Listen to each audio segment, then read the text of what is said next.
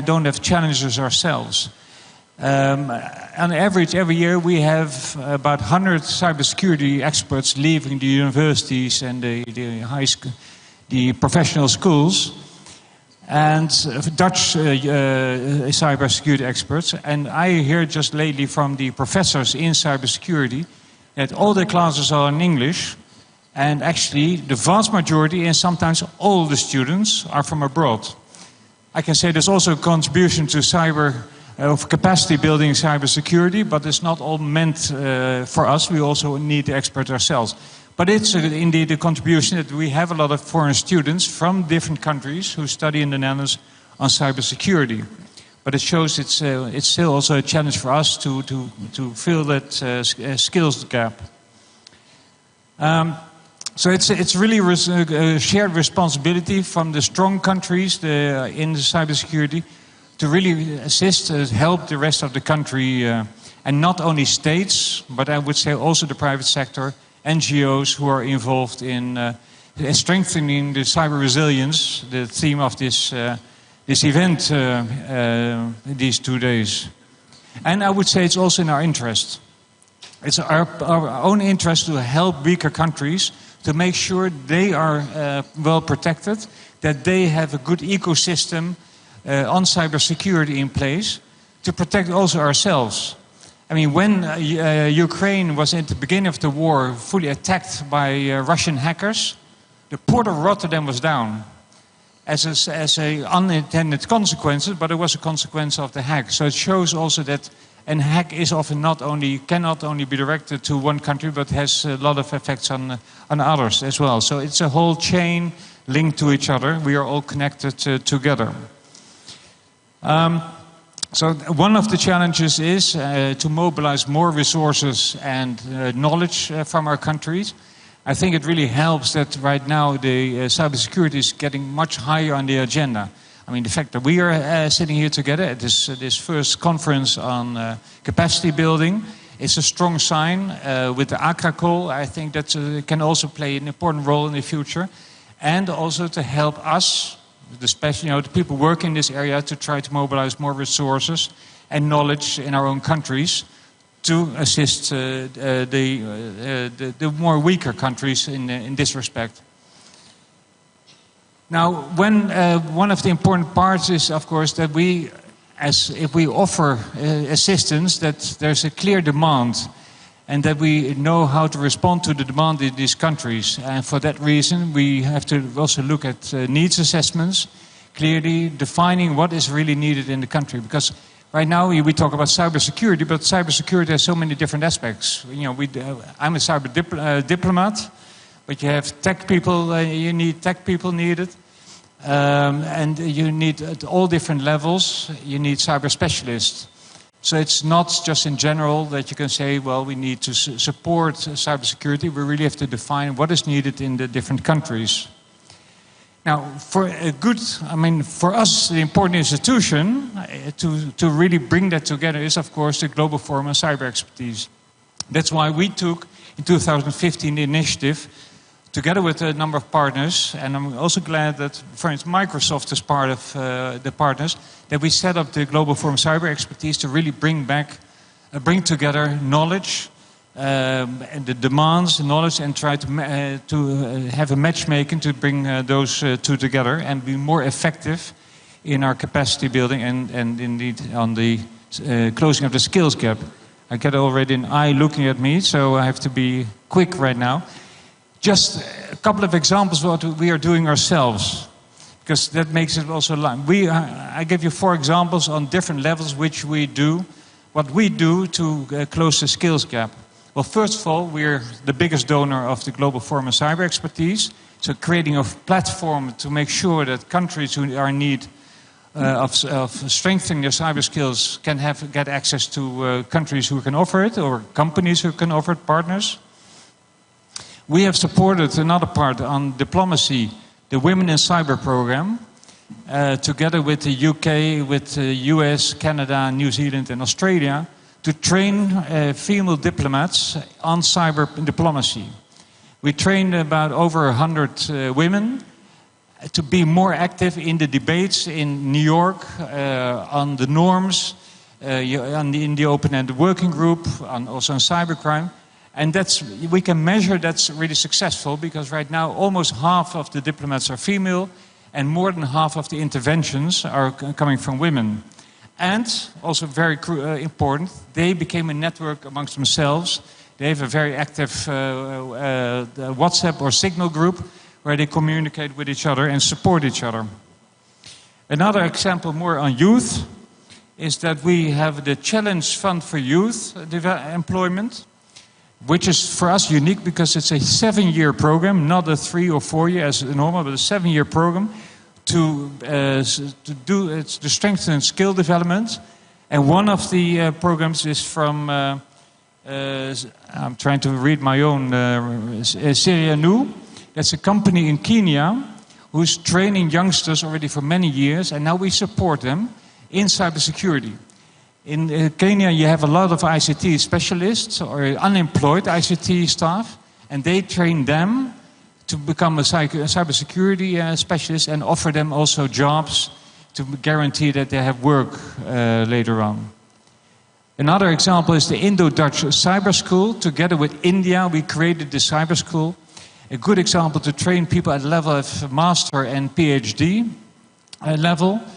Well, it started with about 20 students at physical studying, but because of the pandemic, we changed to virtual classes, and now over 3,000 students took part in the last session of this cyber school. And we'll start a similar school now together with South Africa for the Southern African region. My last point is KPMG. We work together with KPMG to do a need assessment and to create a menu for professionals, especially for people working on certs, and to train them and become more professional in their field and create also networks. We created a menu of 8 different trainings, short trainings for professionals.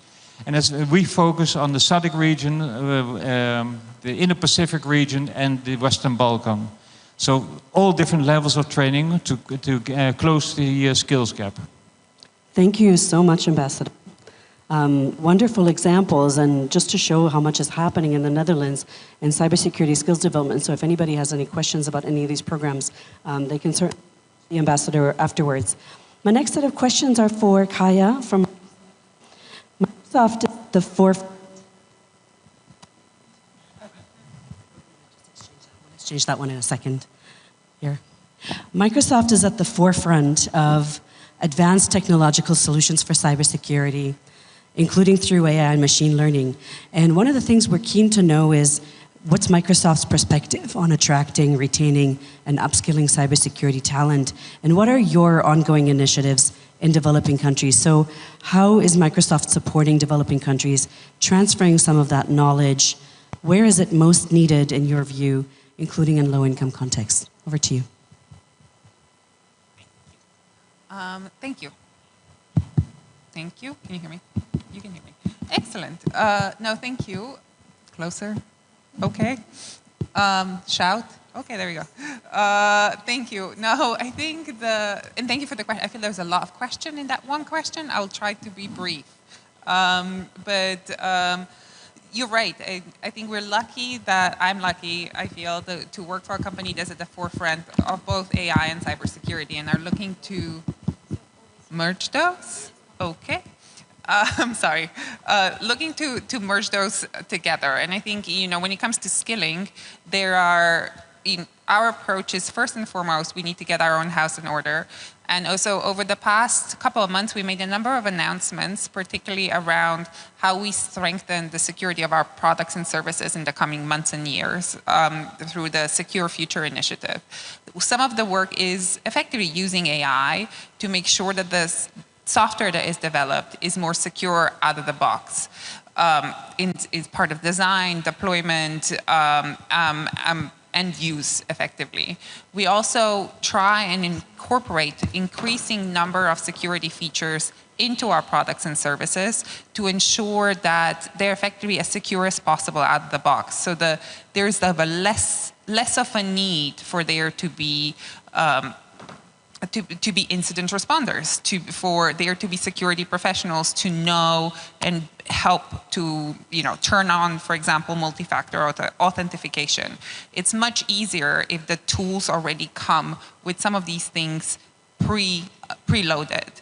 We're also taking advantage of the fact that we have advanced tools to try and understand what's going on in the threat landscape. Microsoft's own internal services are already using AI to identify threats, to track cyber actors. In the coming months, we're making a lot of these options, a lot of these services available to other cybersecurity professionals around the world, which again will hopefully make everyone's job a little bit easier. Similarly, we have a product that's called Microsoft Security Copilot, and so all of our AI things are copilots, because the idea behind it is you work together with the AI. The AI does not do all by itself. It needs human supervision, but the copilot should be able, again, to help the cybersecurity professionals navigate the online environment, to ensure that they don't need as much knowledge, as well as that they don't need to deal with so much detail. On a daily basis, Microsoft receives 65 trillion signals from devices and services around the world. Even if all of us, 8 billion of us, were just tracking those all day long, I think humans can't do it anymore by themselves, right? We need to leverage technology to do that. Of course, we still need skills. So there is the bit where we work on our own products and services, increasing resilience, increasing awareness, but there's also, we're making investments and in partnership with various organizations around the world, as well as providing our own training to drive cybersecurity learning around the world. So about 2 years ago, we started our, we've always had a skilling initiative, but started a specific cybersecurity targeted skilling initiative, and provided a number of certificates both through Microsoft Learning as well as LinkedIn Learning. They're available online a lot of times, but also in partnership with nonprofits and sort of through train-the-trainer concepts. And we have in those 2 years trained almost 500,000 professionals around the world on cybersecurity.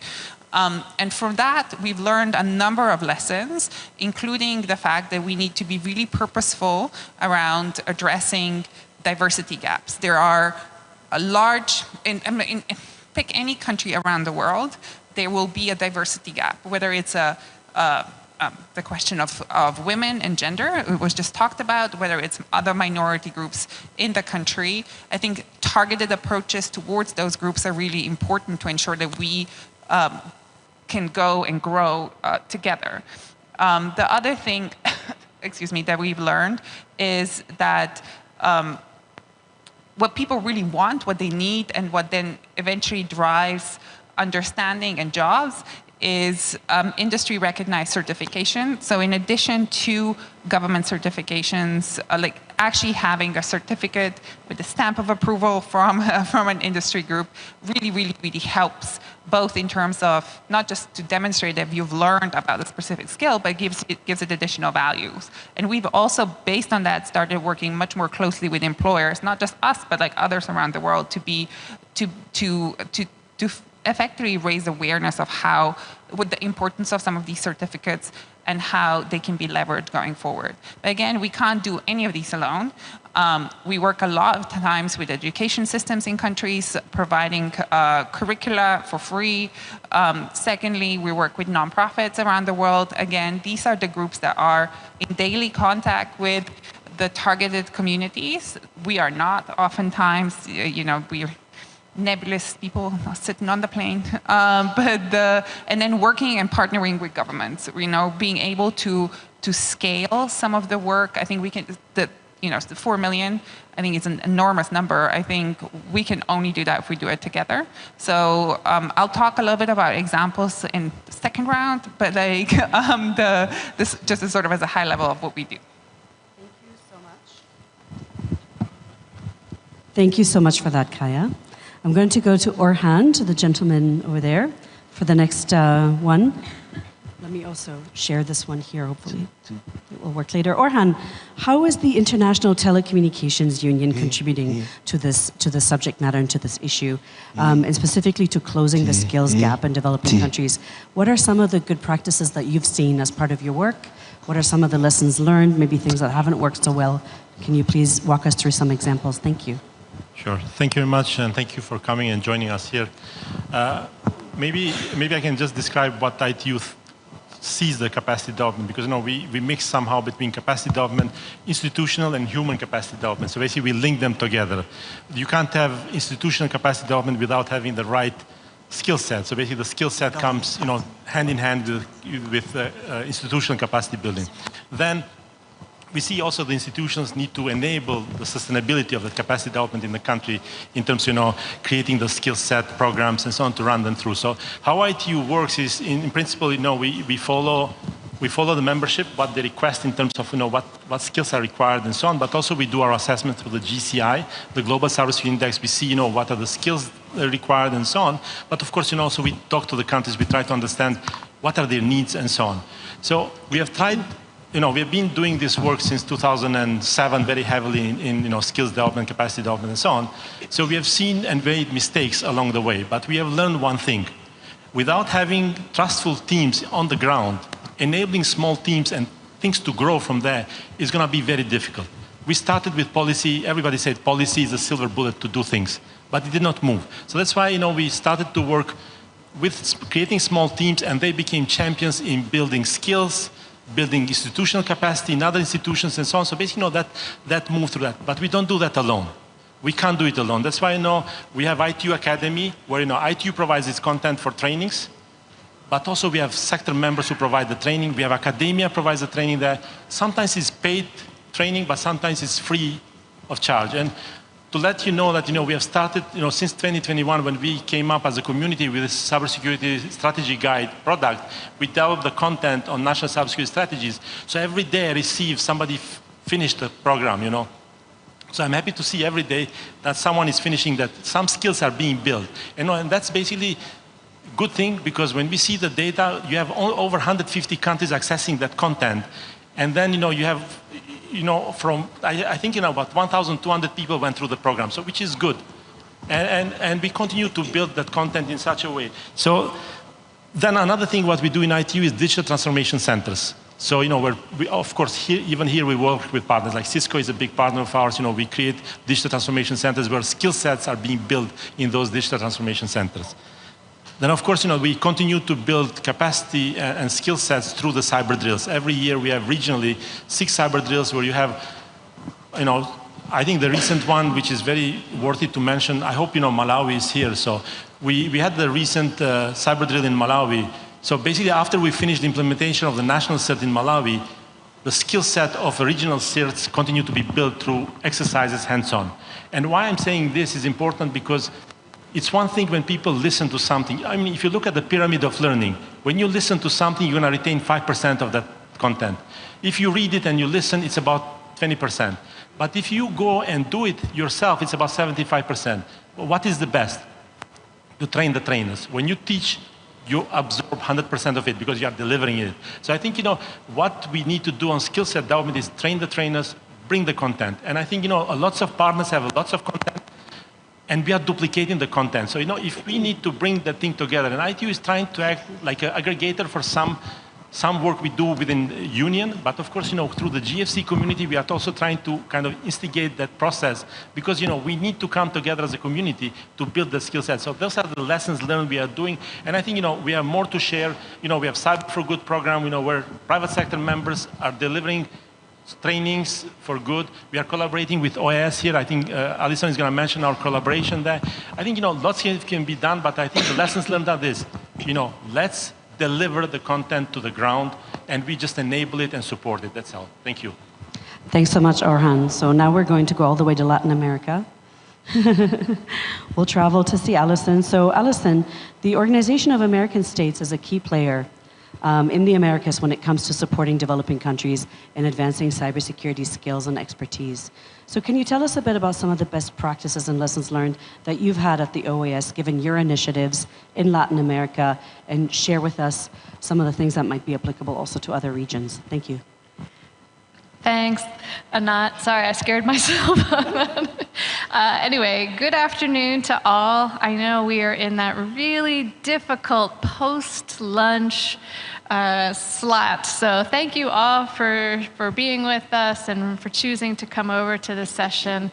It's great to be a part of this panel and share the stage with such distinguished colleagues. So yeah, let me share a little bit about our perspectives in Latin America and the Caribbean, and just to build on what Anat said at the beginning of that shortfall of about 4 million workforce members. Our best estimate is that in our region of the Americas, that translates to about 700,000 of them. So it's a pretty significant number. And of course, there are a lot of efforts, there are a lot of reasons behind that, there are a lot of different initiatives, but I would like to just use 2 or 3 minutes to just tell you about a couple of the things that we're doing. So maybe lesson number 1, and I'll try to be really succinct here. We absolutely believe in the importance of public-private sector partnerships, 100%. We've had the honor and pleasure to work with Microsoft, we still do, with Trend Micro, with Amazon Web Services, and more recently we've been partnering up with Cisco Systems to sort of do a deeper dive, particularly around this issue of the workforce shortage. So recently we issued a publication, Cybersecurity Workforce Development in an Era of Talent and Skills Shortages, that hopes to do a little bit more of a deep dive around this issue for our region. And so we look at things a bit holistically, broadly, about what are some of the development and security implications, but then we also start to dig down a little bit more deeper on the supply side challenges, such as the skills gap that we're talking about here today and insufficient training opportunities. And then also the demand side challenges, right? What are some of the challenges that organizations are having in retaining and making better investments in their workforce? So we also wrap up with a couple of recommendations for governments themselves about what we think needs to happen a bit more consistently across the region, such as providing digital education programs for young people, even at the elementary levels, facilitating greater access to quality training programs for all professionals. Sorry, I have to refer to my notes. Designing and implementing national strategies and action plans. And then having this holistic policy document, we very much believe can help ensure that these training efforts we're all implementing are not ad hoc, one-off type efforts, but that they're part of a more holistic, broad capacity building program. And therefore, we hope ensuring greater sustainability of the results and impact. Basically, what this report confirms is what I think we've all really already know and suspect, which is that we really need to create more and better opportunities for creating this workforce. So we have a couple of initiatives. I'll just tell you about 2 of them. One I'm really excited about. It's called Creating a Career Path in Cybersecurity. It's something that we partnered up with Citi, the Citi Foundation, over the past 7 years to target young people between ages 17 and 25, particularly from less economically developed neighborhoods in member states, to give them opportunities that they otherwise wouldn't have for potentially identifying careers in the cybersecurity realm. We provide them with the technical expertise, cyber skills, but also the soft skills development. In fact, I heard somebody talk about this yesterday as human training. I really liked that because, no offense to anyone here, but I really feel like there's a lot of that missing. How in this post-pandemic, right, with the increased reliance on artificial intelligence, how do we talk to people? How do you interview? How do you engage in this human connection? And I think for young people, maybe all of us, but certainly young people in particular, can really benefit from that. So we love the mentoring opportunities that this program offers. We give them the training. We link them up with private sector partners give them internship opportunities, job opportunities, and in fact, some of these young people are so impressive, I've hired them myself. So I'm here to tell you there is a lot of really great talent out there. And again, we also value the opportunity to provide these mentoring services. And as Orhan said, right, that train the trainer, right? Because that mentoring is the gift that keeps on giving. I think that once you've been the recipient of that kind of inspiration, you're willing to do it and pay it forward and act as a mentor for others as well. We also, many of you are maybe familiar with our CSIRT Americas network. This is a regional network that brings together CSIRTs from across the region. These are individuals who clearly already have a lot of talent and skills to protect. These are typically public or national certs, so they have the capacity. But again, as we've all been saying over and over, the threats are evolving, the challenges change. Everybody needs to keep up their game. And so we also provide those individuals through our CSIRT Americas network with some training opportunities. And then as Orhan mentioned, yeah, we look at also more from the education lens, and we are really proud as well to link up with other international organizations such as ITU to continue to delve into this. And so we are just launching a research guide that looks at national cybersecurity education capacity more through a systems-based approach. And like I did earlier this morning, I'll put in one more plug for the GFCE, because this publication is actually the result of one of the working groups, Working Group D, on building cybersecurity culture and skills. So we are trying to carry forth the work of the GFCE and putting this into practice, and basically looking at and helping governments in particular to focus more on how education should be part of national cybersecurity efforts. I'll stop there. Thanks very much, Alisson. And where can people find that publication? It has not been released yet. Stay tuned for more information. Stay tuned, everybody. We do have a panel on this. What time is it? 11 a.m. tomorrow. Stay tuned. It'll be hot off the presses. Fantastic. Okay, my next question is going to be for Oyinye. We're interested in the civil society perspective on cybersecurity skills development, and we know that your organization has done some impressive work on raising and upskilling cybersecurity skills in South Africa. So from your perspective, can you tell us a bit more about what you've done and the role that you see for civil society in closing the cybersecurity skills gap? What are some of the lessons learned that you've had? Thank you. Thank you for your question. Good afternoon, everyone. It's really an honor and a privilege to be here today and to be able to share my experience. I come from an organization called Africa Tikkun, and Africa Tikkun is in South Africa. As you know, Africa currently has one of the youngest population. 70% of Africa's, sub-Saharan Africa, age group, average age is 30 years old. So we have a very young population, and that young population can either be an opportunity or a risk. How we handle cybersecurity and capacitate them when it comes to cybersecurity is really critical in terms of how we advance young people in Africa as a whole. When I come to South Africa shares the same problem that we have in Africa. South Africa has the highest, one of the highest Gini coefficients in the world. What that means is that there's a vast gap between the rich and the poor. Inequality is at an all-time high. We also have one of the highest youth unemployment. Youth unemployment is sitting, including expanded definition of youth unemployment, is close to 70%, 66% to 70%. So we're already sitting with a country that is challenged from a skills point of view. We're not just talking about a 4 million cybersecurity skills shortage. We have a massive skills shortage across the digital skills industry.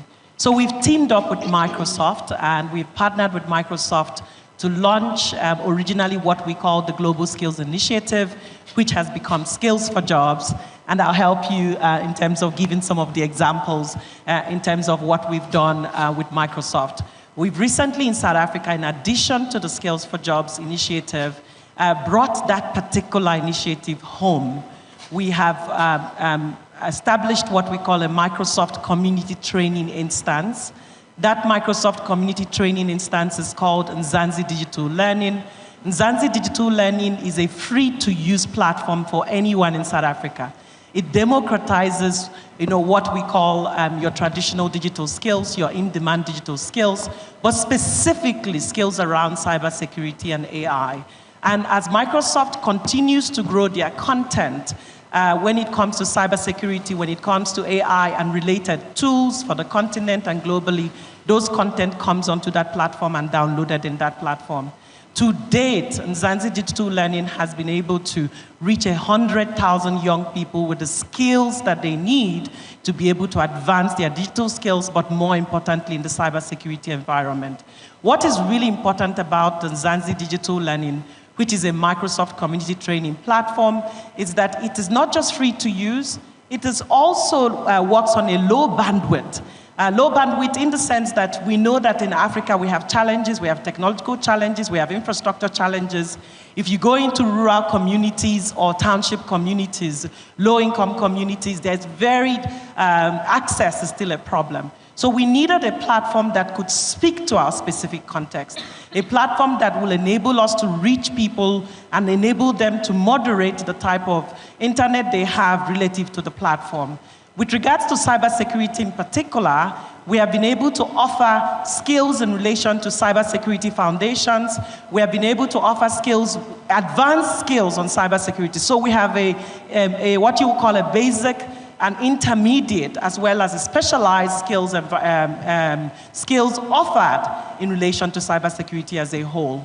And we've seen a lot of appetite. Young people are hungry. Young people want opportunities. They don't just want opportunities, they want jobs.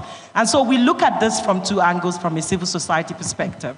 One, the angle of cybersecurity awareness. How do we make sure that as many people as possible can access that platform as supported to effectively complete programs in that platform? The second element that we look at is how do we advance cybersecurity as a career of choice across different channels in South Africa. And what we've done is we have used tools like LinkedIn Economic Graph to identify where are the demand. We know there are 66,000 jobs in South Africa that link to digital skills, and some of them link to cybersecurity in particular. So we now, in partnership with Microsoft, are training young people. Every year we train an average of 100. This year we are training about 300 young people to become experts, professionals in the cybersecurity environment. And we don't just train them, we certify them like my colleague here has said. They go through multiple certifications, and one of the things that Microsoft has done as well is to look at how to reduce certifications that would have cost $250, $500 to now we're getting them at $16. And those $16 helps us to be able to make these certifications affordable for young people in total. So you can see that there's a lot that is being done. Not just are we creating awareness and reaching hundreds of thousands of people, we're creating skills for industry, we're speaking to industry, we're having roundtables to understand what industry wants, and then we're able to meet that demand in real time. And then in terms of what can civil society do to make sure that we continue to advance cybersecurity capacity building across the continent. One, we need to promote education and training. Education and training is critical, and it's something we've always spoken about in this conference. And it's not just the traditional universities. It is leveraging platforms like we have and working with Microsoft and other vendors or similar organizations to look at how we democratize cybersecurity across the continent. And so it can go from formal training to informal training sessions, all the way to master classes. We also can look at advocacy. Advocacy for civil society can look at advocacy around how do we incentivize corporates to create the jobs? How do we incentivize corporates and other similar organizations to look at incentives that will promote education and training across the continent? We need to look at awareness raising. How do we create more awareness so that everyone is protected and that we don't have cyber poverty? We can also look at promoting resources, access to resources and support. We're working in Africa. We have to be completely honest with our level of infrastructure. Young people without devices, young people without access to internet cannot, cybersecurity policies will only have a conversation, will only speak to what we want to see from a high-level perspective. But if we want to really change status quo, then we need to look at how do we provide access to resources, how do we provide access to support, which is what we do as Africa Tikkun, but more importantly, how do we make sure that we create an ecosystem that is connected as civil society driving the agenda, not a participant, but a vital force in bringing together government, the private sector, and civil society to move our agenda forward. And so as I conclude, I really want to say that for us to move the cybersecurity capacity building and resilience agenda, then it's a collective effort. It's an effort that people like Microsoft, if you look at South Africa in particular, has brought government, have brought educational institutions, and have brought people like ourselves to the agenda so that we can then change the status quo, and conferences like this will be a place where we share success stories. Thank you. Thank you so much. Thank you so much for that very insightful and motivating and energizing description of your work. Really appreciate it. Since we have to catch up a little bit on the timing delays that we've incurred earlier, we're going to have the next round of questions be really just some closing words, 1 minute long, focus on a specific area that you'd like to mention, either a special project that you'd like to highlight or a special topic that you'd like to talk about. So with that, let me go first to Orhan. I know you wanted to share with us some of the lessons learned from the upcoming joint report by ITU and OAS on systems approaches to cybersecurity education. I know that we have a session tomorrow where we talk about it. Do you want to give us a bit of a sneak preview on the lessons learned, or would you prefer to talk about something else? I think 1 minute, please. I think I'll leave the spoiler for tomorrow. I think I wouldn't touch on that one, OAS, ITU collaboration. But what I can say is basically I like the previous speaker said about building ecosystems. So, I think, that's the key in solving the problem of the skill set development. And that's why, what we are doing actually at ITU, I remember that, we have started to build this digital innovation centers for the countries. The recent one was agreed in Zimbabwe. So basically the country is going to put money forward to build the digital ecosystem in the country. So we intend as a cybersecurity team to come in and say, okay, we can help you with the content we build the ecosystems. We can provide the content which we have, but also we are looking forward to the partnerships. Bring the content. It has to remain your content. Because basically, if you are working with us, with ITU, we don't want to take the ownership or IP rights of that content. It belongs to you. But let's not duplicate the efforts because, we don't want, somebody in, let's say, in South Africa creates one content, somebody in Ghana creates one content. Actually, it's similar. Why we don't share the information? We have the Civil portal. We have the way to share things. I think, a little bit of time spent on sharing the information will help us to reduce so much efforts in duplicating the efforts. I think, let's come together as a community, let's share, let's work together. Competing against whom? Against each other, it's just, long term, we're going to fail. I think we need to move forward in really opening up our hearts and opening our work and working together. Thank you. Thank you so much, Orhan. And so everybody's curiosity has been piqued. You need to be there tomorrow at 11 to really find out what they would like to share with us. So, Alisson, I know you wanted to tell us a bit about your thoughts about what can be done to improve the gender balance. I know we could fill a whole session just on that topic, but maybe in a short closing word, you could tell us your thoughts about this. Thanks. Okay. I will try to stay within the 1 minute. But yeah, I really wanted to wrap up the session. We're talking about the skills shortages, the workforce shortages, but we have not yet in this panel addressed the fact that of the workforce in place today in the cybersecurity sector, less than 25% of those positions are occupied by women.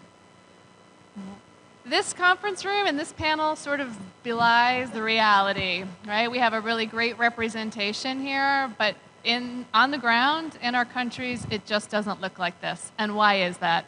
Is it because girls and women aren't aware of the opportunities? They're not interested in the opportunities? Or do those opportunities really not exist for them?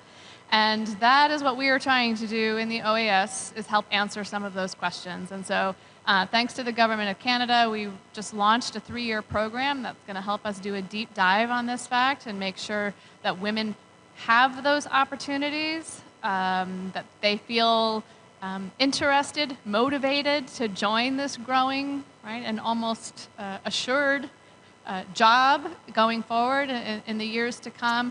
But more importantly, that they're feeling empowered to be a part of this community, and that's really what we're seeing is lacking. So again, of course, I'm most familiar with the work that we're doing, and fortunately, there are a lot of activities, a lot of training and capacity that we target specifically for women, young women, even mid-career professionals who maybe are looking for a job change. We're hearing a lot about cyber opportunities, and maybe it's something you didn't think about 15 or 20 years ago, but now sounds interesting to you. This is possible. This can happen.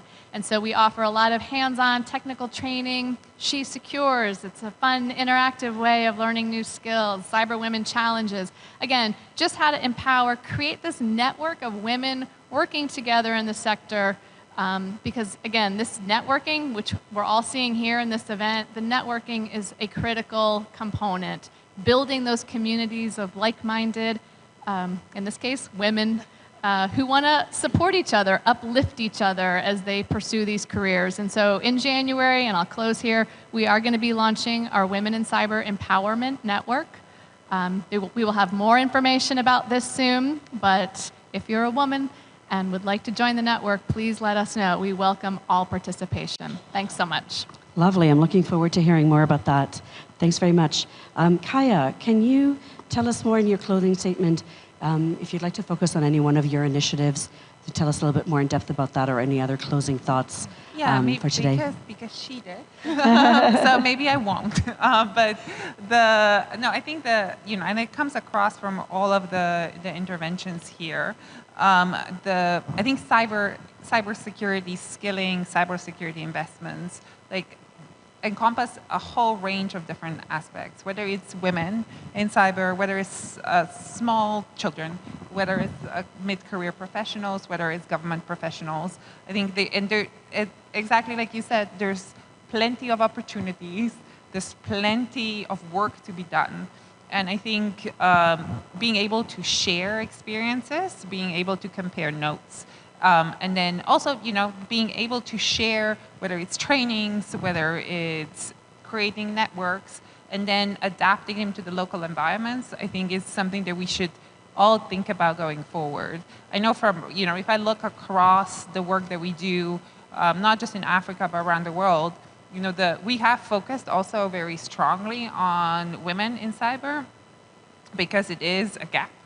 But how our investments in cyber skilling in India through the Cyber Shiksha initiative, or in the Czech Republic through DigiGirls initiative, they're very different, right? The cultural aspects and the reaching out to the communities you want to train and meeting them where they are, it requires local support, requires working with nonprofits, requires working with government. So I think we are all just stronger together.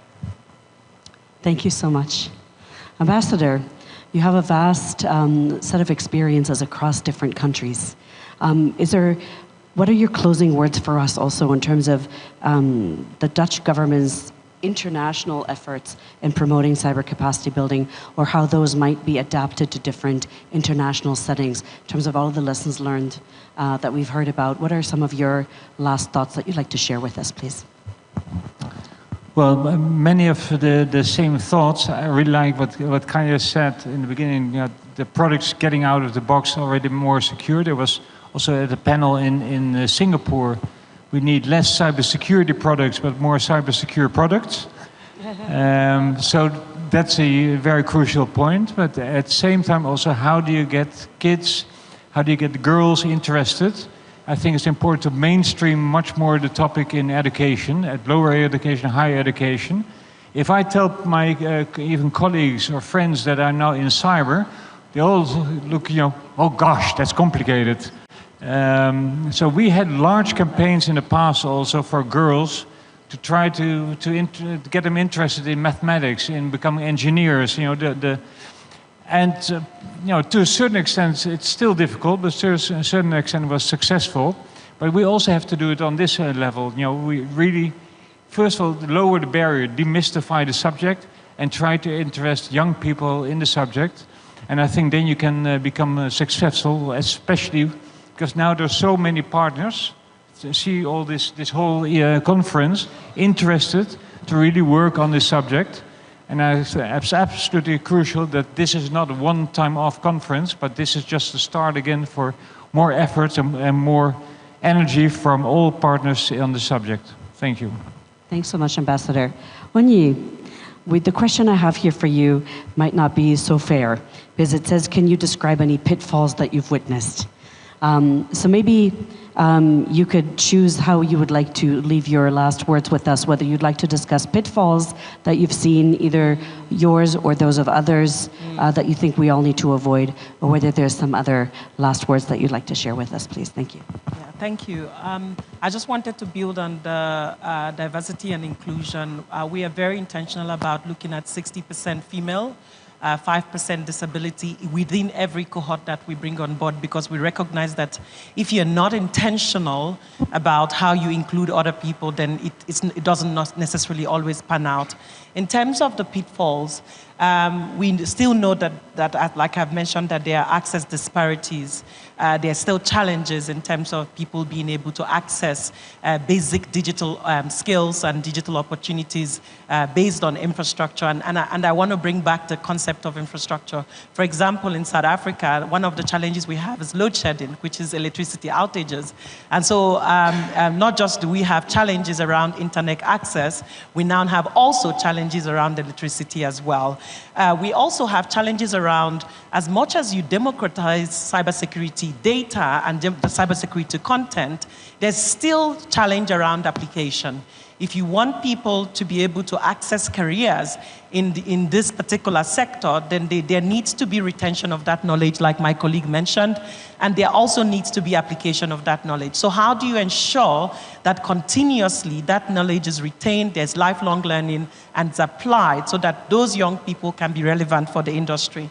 And then finally, the other challenge we have has also been mentioned. The one challenge is that everyone is working in silos. There is a product by Microsoft, which we embrace because we think it's wonderful. There's also a product by IBM. There's one by AWS. There's one, if you look around, every player already are playing in this space. So while this is wonderful and everyone wants to be a part of this, how do we work together as organizations in this space to create products or training content or evaluation material that speaks to each other, that creates a coordinated and cohesive approach? So organizations like us, from a civil society perspective, we see tremendous opportunities.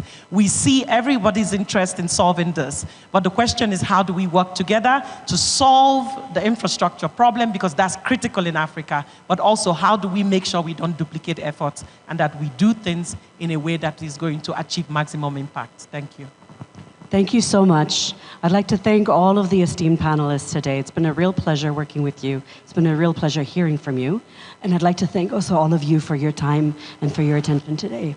So Christmas, Hanukkah, and Kwanzaa comes a little bit early for all of us, because everybody here can pick up one of the hacking skills development notes that the World Bank has brought out for the conference. They're in the front row for those of you who are interested, and all of the panelists are going to get the lovely medal as a present.